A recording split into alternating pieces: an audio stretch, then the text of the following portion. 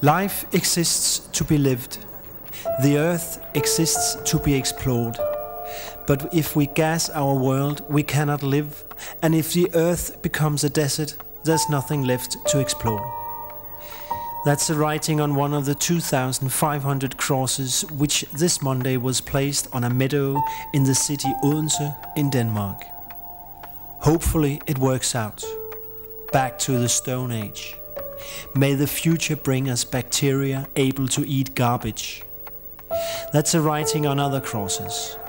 The texts are written by students at Tornbjerg Gymnasium, based on an introduction given by the sculptor Jens Galschiøt.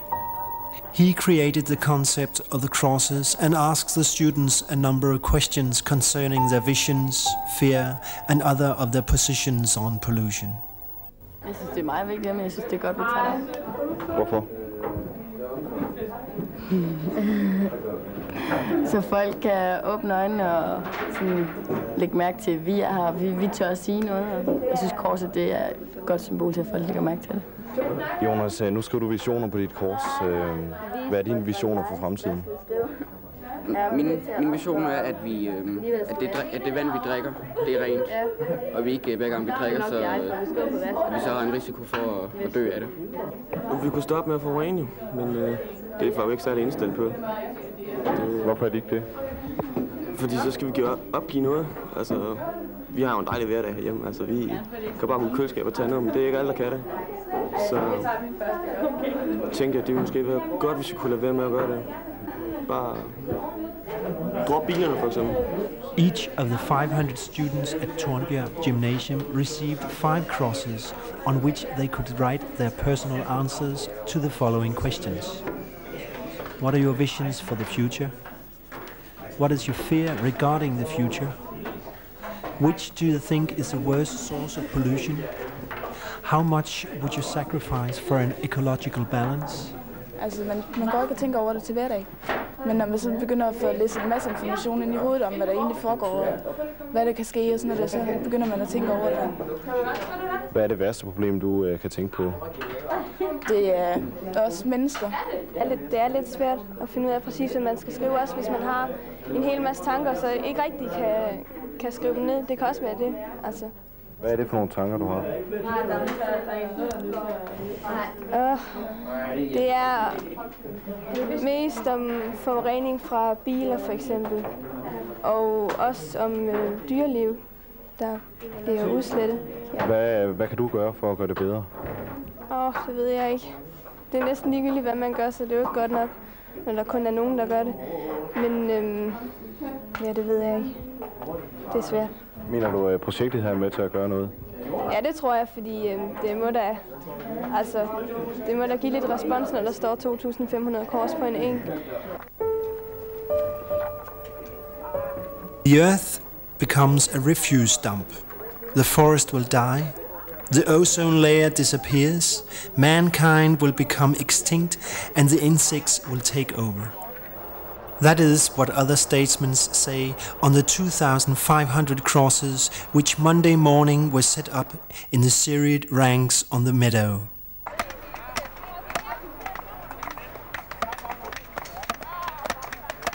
Yes. Jeg tænker, det er ret fedt, vi har gjort det her. Det er rart. Nu gør vi da egentlig noget for det, altså. Tror du, det får den effekt, som I havde regnet med? Ja, jeg tror, det får folk, i hvert fald dem, der er med i projektet, til at tænke over og måske bruge mindre vand og købe økologisk og så videre. Hvem har spaden? Jeg skal høre dig, hvad du føler, når du ser dit eget kors hernede på engen. Det ved jeg ikke rigtigt. Det er jo bare et af så mange kors, og der står ikke navn på, men altså, jeg synes jo selv, at det er godt, det jeg har skrevet, sådan lidt i hvert fald.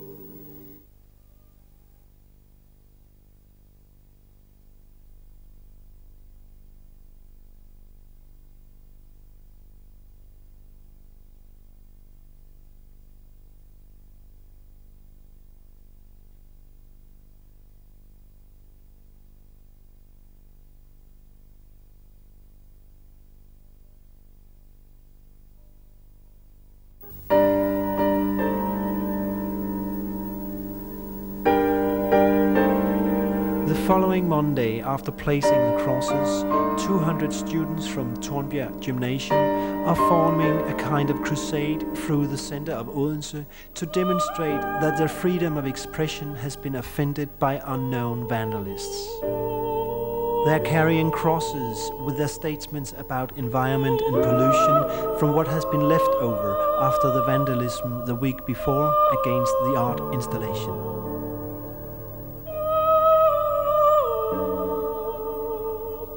Since nobody took the responsibility, Jens Galschiøt has now, in an open letter to Odense Police Department, asked them to investigate the matter.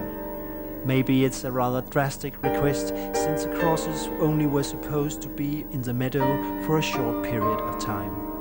Når 500 unge mennesker overhovedet gider sætte sig ned og skrive noget, og de kun kan få lov at have stående ude i de der 2 dage, det synes jeg, det er det, jeg er sur over, og det er derfor, jeg mener, de skal tage sig af det. Fordi det er vigtigt, at på en eller anden måde, at man kan lave en samfundsdebat omkring nogle ting. Og det er vigtigt, at det på en eller anden måde vil være politiets opgave også at holde hånden over de folk, som vil lave en samfundsdebat med fredelige midler. Det kan ikke passe, at politiet kun rykker ud, hver gang man kaster en brosten igennem rådhusets dør eller noget andet.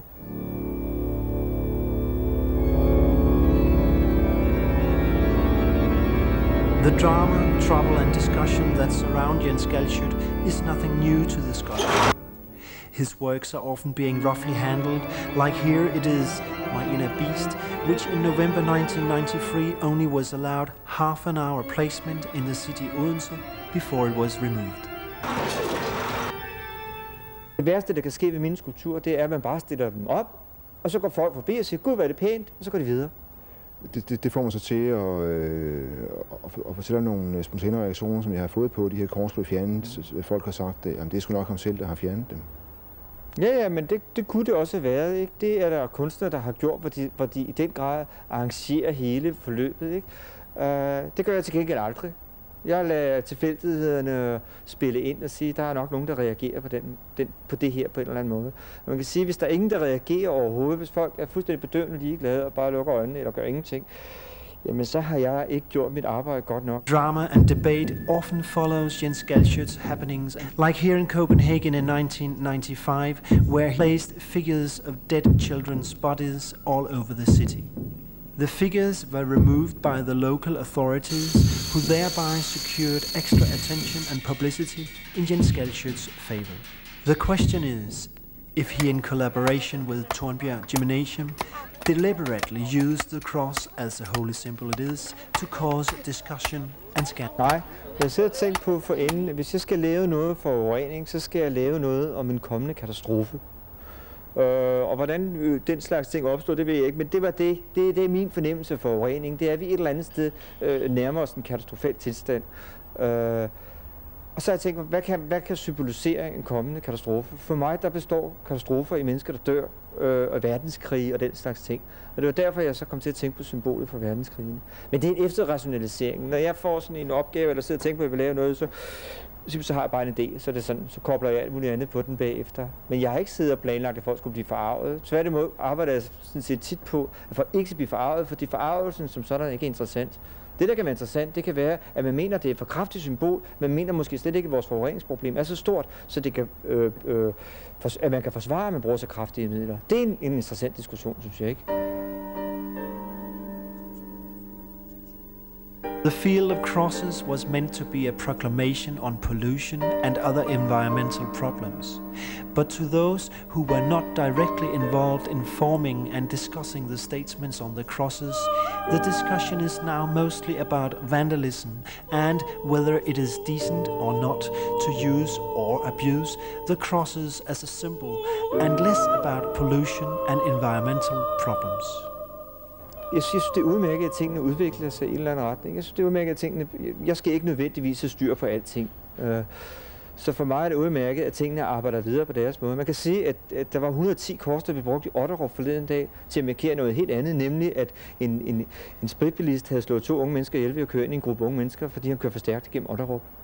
Og det kan man sige, nu får de et nyt symbol, de der kors. Nu bliver de brugt til det. Det synes jeg er udmærket.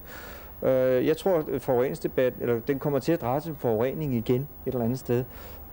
For eksempel ligger alle de her udsagn inde på internettet, og Lige nu er der en stor diskussion, for eksempel i avisen, omkring, om man kan tillade sig at bruge den her slags kraftige symboler for at diskutere forureningen. Og så kommer det til at dreje sig om forurening igen. Jeg mener, man kan tillade sig at bruge den slags kraftige symboler, fordi det her drejer sig om vores måske snarlige undergang som kultur eller som menneskehed.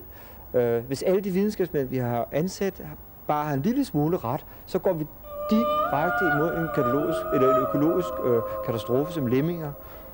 Og jeg kan ikke forestille mig noget, der kunne være mere vigtigt at gøre opmærksom på end det.